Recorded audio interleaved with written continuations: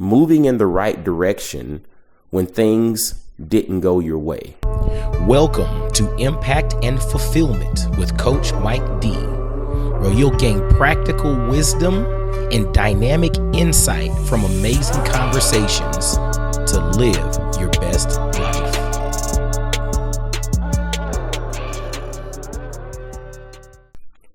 Yo, dig this. I got another episode of Impact and Fulfillment for y'all today. Hope everybody is doing well and making the most of the moments that you have access to. The moments that you have access to, those moments are right now, this present moment. It's extremely important. We have to do something with it. There's a rapper, Big X the Plug. He says, you got to step way more than you walk, meaning that we need to come with power. We need to come with intention. We need to be about purpose. We need to move in the right direction, and we need to be moving in the right direction towards something. Okay. But today's message is really focused on moving in the right direction when things didn't go your way. Moving in the right direction when things didn't go your way. You know, no matter where you are in the world, even if you're under a rock somewhere, you're probably aware of the fact that the United States just had a presidential election this past week. This past week, the United States voted and a new president was elected. And over the last year or so, with all of the different campaigns and the rhetoric and the name calling and the things that were put out there and the billions that were spent to sway people's perspective and to curate caricatures of oppositional, parties and, going and trying to dig up this and trying to create that. There's a whole lot of stuff that goes on, right? And a lot of those tactics are very successful because they cause people to get emotional about particular issues. And that at times sways individuals to vote in a particular way, right? That also causes individuals in the process to formulate a disdain or a hatred or a really strong dislike for an opposing party. So usually a lot of these tactics draw a line in the sand and cause individuals to pretty much pick which side they're going to be on. And then once you pick your side, that opposing side becomes your nemesis. That opposing side becomes the enemy. It becomes the competition. The young folks would say the opposing side becomes the ops, right? And the thing that's interesting about an election, when you adopt the mentality of the opposing side is the ops or the competition or the enemy or your nemesis, the challenge is at some point there's going to be an election, and at some point somebody's going to win. And there is a possibility that that someone who wins is not the person that you prefer to be in that position. So now what?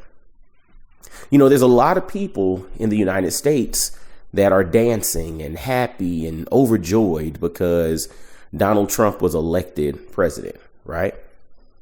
There are a lot of people who are crying, who are upset, who are mad, who are, completely despondent because Donald Trump was elected president. And the thing is, there's no one who's right or wrong because we're all afforded our feelings. We're all afforded our perspectives.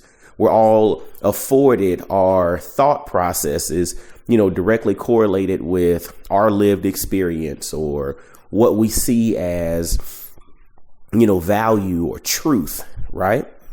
But the reality is he was elected president. So now what? How do you move forward if for the last couple of years he was the ops?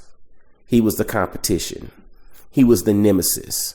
He was the evil force looking to destroy us, right? He was that person that we were against, so to speak. How do you move forward? Because the unfortunate reality of a political election is, unlike a game where you have your team and your team's rival, right? Whether your team wins or loses to the rival, each year you still don't like the opposing team. You don't like that rival. You don't like the team that's the nemesis of your team, right? And you can keep that, healthy hate. I guess we can call it that, healthy hate. You can keep that going because it's all in fun as it pertains to sports, right? And there's no need for you to change your allegiance to the other team because you can just love your team and that's it. Like, this is it for the rest of your life. You will be a Cowboys fan and you will hate the Eagles, right? Or for the rest of your life, you'll be a Lakers fan and you'll hate the Clippers. Whatever the thing is, right? You can do that. But in a political election, it's something different. Because after that opposing force is elected, that opposing force now is the representative of the country that you live in. That opposing force now sits at the precipice of policy and, initiatives that may govern how you live. So that opposing force, the competition, that nemesis is now, in essence, in some semblance of authority over the life that you live because they are now the leader of the country that you are a part of. How do you move forward? Because the thing is, if this is just purely a situation in which that's my competition, I always have something, challenging to say, right? But now, do we look at this person who we may not have voted for, may not have supported, and may have been totally or vehemently against? Do we still look at this person as opposition, or do we have to find a way to make the most of the situation? Because guess what? We still got to live here. I used this analogy the other day with someone. It's kind of like if you get invited to come to a party, somebody is having a house party, and the conversation is around us playing the game of Uno. So for over the course of the last week, you've been practicing your Uno game, right? You've been working on all the tricks and, stuff to become the best Uno player possible, right? You bought your own Uno cards. You're ready to go. Your mindset is set on playing Uno. When you get to the party, you walk in the door and all of a sudden you see everyone is playing Monopoly. And it's just like, hold up. I thought we were going to play Uno. I prepared for Uno. I like Uno. I got my mindset on Uno. I'm ready to come in and win at the game of Uno, right? But when you walk in the door, everybody's playing Monopoly. So you have a few different choices, right? You can just say, forget it. I'm not staying. I can leave, right? I refuse to play Monopoly. You might come into the party and just stay there, but everybody can see that you have a bad attitude and you're standoffish. You're not participating. You're just there. You're in the room, but it's like you shouldn't even be in the room because your attitude and your demeanor show that this is not someplace you want to be. And it's all because you're mad that everybody's playing Monopoly, though you came in wanting to play Uno. Or you can step in and be mad for a moment, but then you can also say, you know what? All right, y'all gonna play Monopoly? I want to hang out and I want to be here in the room with everybody. I'm gonna play Monopoly too. And I'm gonna figure out a way to win at Monopoly. So I'm gonna study, I'm gonna get on my phone and look for some tips and tricks and all of that. And I'm gonna get in this game and I'm gonna find a way to make this thing work for me. And so I think there are like three different options there, directly aligned with the political climate, right? There are going to be some people who in their mind, they're like, man, I need to get me a passport or a visa for somewhere else so I can go and move. I need to get up out of the U.S., right? or I'm out of here. There's some people who literally might do that. There are others who reluctantly are going to stay here due to the fact that maybe they don't have the resources or the access to leave. So they're going to stay here, but they're going to be pissed off and mad for the next 4 years. They're not going to participate. They're going to figure out a way to do any and everything they can to not enjoy this process so that they can hold true to their beliefs and their convictions about what they think about the person that was elected. And then lastly, there will be these people who literally are upset, who are just mad about the situation, but they also come to realize that, hey, it is what it is. Now it's time for us to regroup and think about how we can win in spite of, how we can find ways to make progress in spite of. So that means you're going to have to get creative. You're going to have to look at things through a different lens. You're going to have to approach things from a different angle. And, unfortunately, you won't be able to just do business as usual, possibly, as it was done before, right?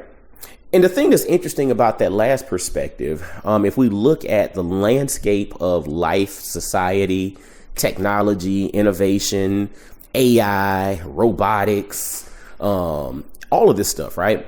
If you really think about it, that's kind of preparation for the world that's currently being developed.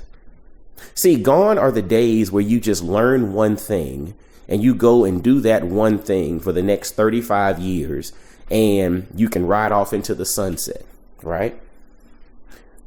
Going forward, it's going to be less about learning one thing and more about understanding how to learn and how to pivot and how to adjust and how to stay nimble, because things will continuously evolve and things will continuously change due to innovation and how stuff happens.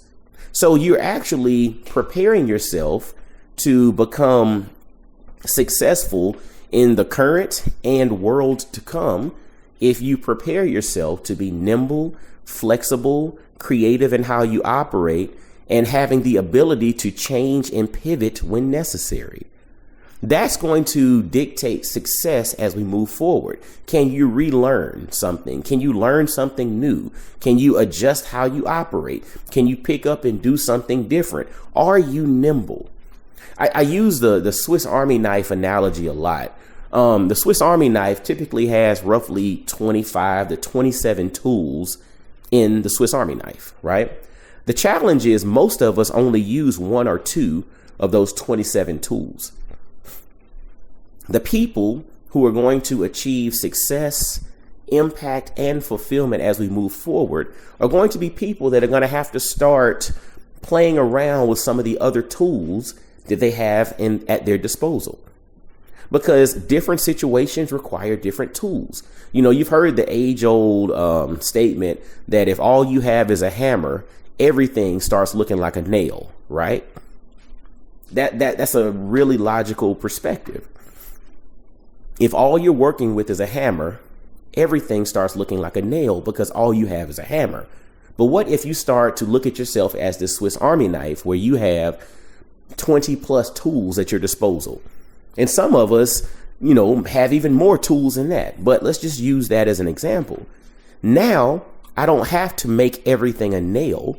I can start looking at things for what they are because I'm comfortable with being able to adjust and adapt to the situations and the circumstances. So I said all of that to say, how do we move forward when things don't go your way? I think one of the best things to do is first give yourself time to mourn or grieve or whatnot. Get it out of your system. Sometimes people got to cry it out, right? That's real. But once you cry it out, once you get out of your system, then I think it's time for you to start looking in the mirror at yourself as a Swiss Army knife. You're not limited to just one way of operation. You have to just start cleaning off some of those tools that you've refused to use thus far and start to work on your proficiency, but then open yourself up to thinking creatively. because that's where going forward, you're going to be able to optimize impact and fulfillment, but then also create pathways of impact and fulfillment for others. So, I mean, I hope this helps, and I hope this gives a window into how to move forward when things don't go your way. But, you know, Kendrick Lamar said it best. He said, I'm messed up, homie, you messed up. But if God got us, then we gonna be all right. And I'm a firm believer of that. Regardless of how I'm feeling in the moment, I believe that we gonna be all right. So, well, hey, as always, make sure y'all grab a copy of my book, The 33 Laws of Impact and Fulfillment. Make sure to follow Coach Mike D across social media. Share this episode out. Leave some comments, man. What are y'all's thoughts on this perspective? And and until next time, y'all be blessed, well, and wise. And I'll holla at you. Peace. I really hope you enjoyed today's episode. Make sure to hit that like button, subscribe, and follow Coach Mike D everywhere on social media. Y'all be blessed, well, and wise.